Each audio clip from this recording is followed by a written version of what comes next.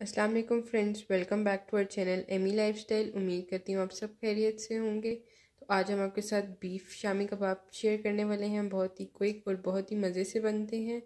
तो थोड़े से इंग्रेडिएंट से बनेंगे तो आप लोग ज़रूर देखिएगा। तो जैसा कि आप देख रहे हैं, हमने बीफ लिया हुआ है हाफ़ के जी हमारे पास बीफ था। चने की दाल थी हमारे पास 200 ग्राम। इसको मैंने 1 घंटा सोक कर लिया था। मिसालों में हमारे पास नमक हस्बे ज़रूरत है। गरम मसाला हमारे पास 1 टेबल स्पून है। 1 टेबल स्पून है।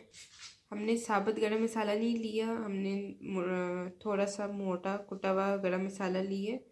और अदरक लहसुन का पेस्ट है हमारे पास 2 टीस्पून। तो इन इंग्रेडिएंट्स को अब हम लोग इन चीज़ों को अब हम अच्छी तरह बॉईल करेंगे। तो बाद में जो चीज़ें ऐड होंगी तो वो फिर मैं आप लोग के साथ शेयर करूँगी। तो मैंने पैन ले लिया था, उसको आग पे रख दिया था।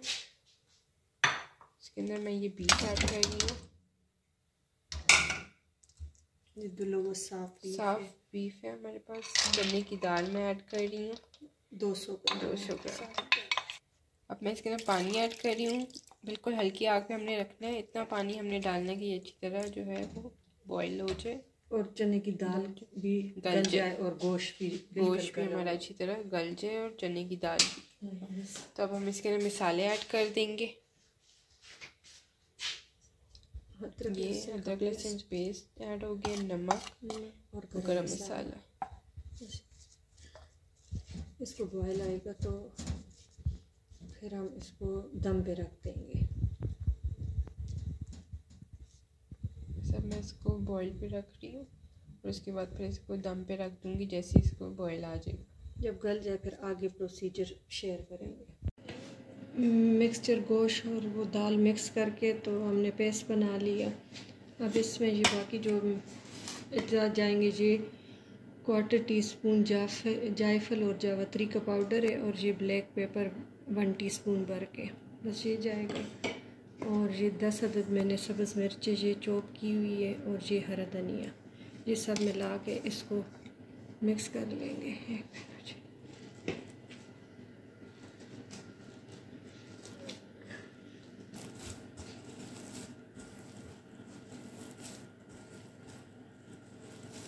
कि खूब सारी चीज़ें ऊपर से नीचे यकजान हो जाए, अच्छी तरह मिक्स हो जाए, फिर इसके कबाब